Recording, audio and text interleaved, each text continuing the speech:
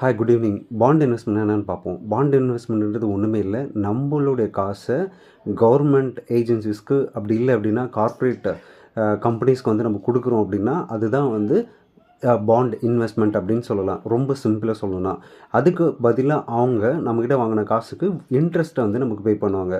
So இந்த interest percentage வந்து பார்த்திங்கன்னா 10-13% இருக்கும். ஸோ ஹை ரிட்டர்ன்ஸ் வேணும் அப்படின்னு நீங்கள் எதிர்பார்த்தீங்க அப்படின்னா உங்களுக்கு ஹை ரிஸ்க் இருக்கும். ஸோ மீடியமான ரிட்டர்ன்ஸ் வேணும் அப்படின்னா நீங்கள் நல்ல கம்பெனியில் இன்வெஸ்ட் பண்ணலாம். ஸோ என்ன மாதிரியான பிளாட்ஃபார்மில் இன்வெஸ்ட் பண்ணலாம் அப்படின்னா, கோல்டு பை, அதுக்கப்புறம் வந்து பிஎஸ்சி டைரக்ட், வெல்த் இந்த மாதிரியான பிளாட்ஃபார்ம்ஸில் நிறையவே இருக்குது.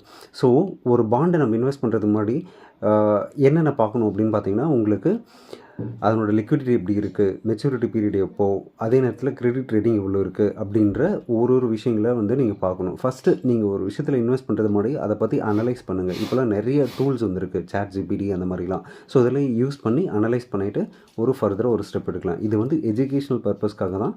நாங்கள் எந்த ஒரு ரெக்கமெண்டேஷனும் பண்ணுறதே கிடையாது. தேங்க்யூ.